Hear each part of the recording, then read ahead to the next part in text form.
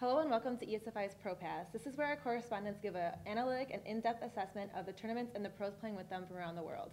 I'm joined here by Jeb Boone, Yosef, Bruer, and Thomas Shifrer. MLG just wrapped up. Was there anything that you guys were surprised by from this tournament? This may sound crazy, but I really did not expect Flash to do this well, especially not when he had the up and down matches just a couple weeks ago at GSL. He did not look that strong. I mean, he was playing at a Code S level. Obviously, he beat a Code S champion. So I think the magnitudes with which he's improved is staggering. I did not expect that to happen at all. Yeah, especially like so quick. One thing that surprised me for sure is definitely Leenock losing the tournament. I thought he was going to win the whole thing. He came in with all that WM momentum, got all the way to the finals, and then lost to Live 4-3. I mean, it was your prediction, crazy. wasn't it? Yeah. So close. So close. Just talking about your point with Flash, I mean, you're right. Like Codas in the up and down matches, he looked a little fragile. He didn't look too strong. And then when he beat Live 2-0, I think a lot of people were thinking, well, there's no way Life is going to win in an extended series if he just got 2-0'd, right? And then that's a great point too. Life is like the comeback king. Yeah. Like this Yeah, tournament. he's crazy. He won from he came back from like a 4-0 or 2-0 deficit to win in like extended series. Yeah. Anyone could ask. Yeah. Could ask champion, so. I guess so. There's that. So after watching this tournament, who do you guys think are the up-and-coming players? What do you think they're going to go on to do? Wongson, right? Yeah. Of course, Wongson. Wongson. Wongson won the Breakout Player Award. In the end, he finished 7th place, which is huge, man. 7th place at an MLG. Can you finish 7th place at MLG? Hell no. I can't. I don't know. I think I might be able to. No, I'm just kidding. He plays higher than Tasia. Yeah, he plays higher than Violet, Tasia, a lot of other Hero, players that are- so many players, yeah. Wongson is so damn good. Yeah.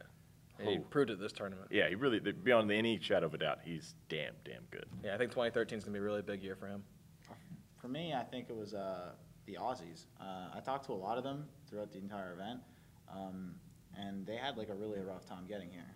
Like they had a 24-hour flight. Moonglade told me he was flying for 24 hours, legitimately, to get to just LAX. So, I mean, the fact that like Moonglade could show up with the rest of his team and do so well, like beating MC, beating Huck, like getting all the way to the championship bracket. I mean, unfortunately, he didn't have the momentum to take it all the way and, go farther in the championship bracket. But, I mean, that's still a pretty good result. He's going to be playing at WCS soon. So I think, he's not a new player. Like, Hwangson's obviously been around for a while, but this is the first time he's really gotten a lot of exposure, I find. Moonglade's been around for a lot longer than Hwangson, but I still think that his performance is really something he could be happy with this tournament. Yeah, maybe those results can get Aussies over here more, make it more funding to their team. Come on over.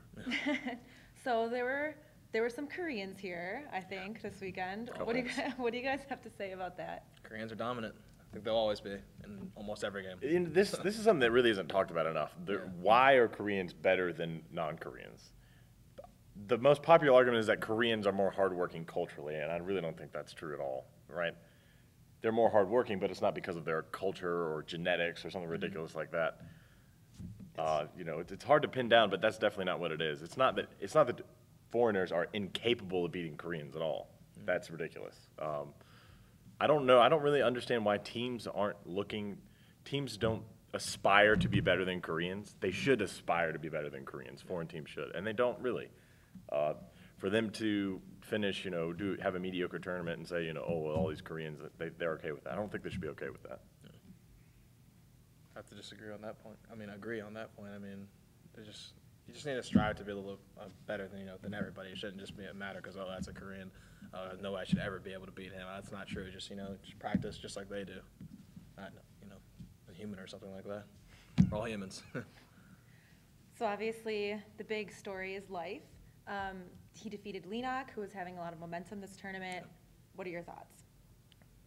It's just a big deal. I mean, I said, Codas defending champion, comes in here, wins that. It really shouldn't be that surprising, I guess, but just the way he did it is what made it so surprising. And he's 15 years old. What were you so doing when young. you were 15? Nothing. Man, I was not winning tens of thousands of dollars at StarCraft tournaments, I can tell you that much. I was playing StarCraft, but I was doing a lot of other things.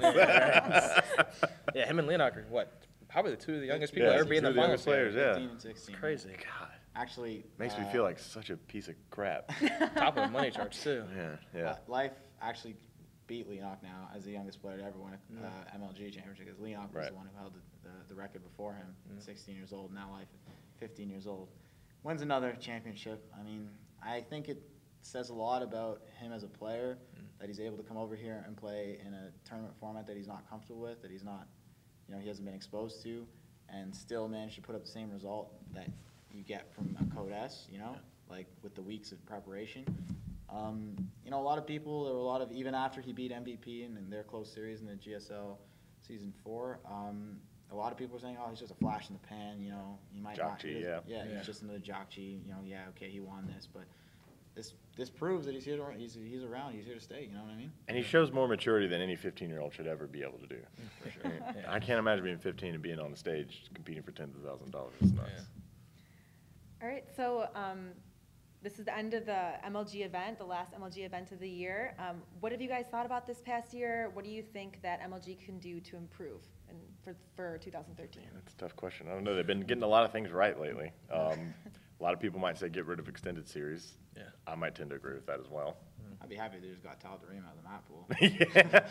Yeah. Let's just start with the fact that the end, not only do we have to do with the extended series, but the end of the last map of every extended series is always going to be Tal'Darim Altar. It's Was like, anybody oh my else God. so relieved that that game did not just turn into like a Oh, that flash proxy racks instead of, oh yeah. That was great. But I'm talking about the actual last game of the finals. Right. It's like I wasn't really excited that much. It's ZVZ finals. I'm sorry, I'm a Terran player, but I mean, they've gone through all those maps, and then I finally hear about the last map, Game 8 or Game 7 on Tal'Darim Altar. I'm like, no way.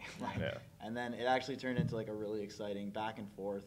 You know, Leonok held off that initial pressure from Life with just like 2 queens and like 8 lings. He was transfusing the queens back. That and was forth. so amazing when he was doing insane, that. Oh my God. I mean, I'm really happy that the finals worked out for them. But hey, if you want to improve something, MLG, just take Tal'Darim out of the map pool. That's a great way to start. I think the online experience might need some upgrading too. I mean, it might have been really rough because of course, Sandy in New York.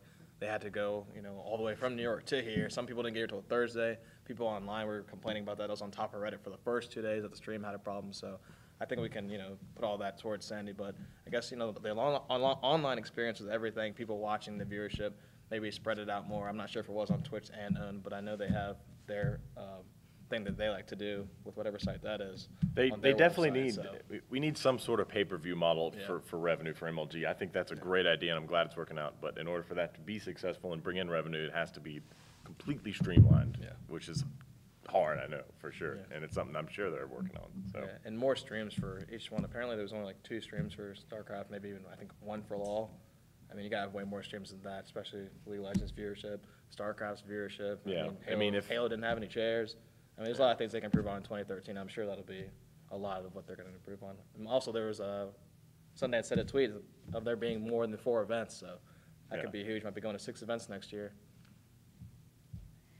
All right. Do you guys have any last thoughts about the tournament, about the weekend? Anything you want to share? I don't know if you guys saw, but I had the chance to interview Flash earlier.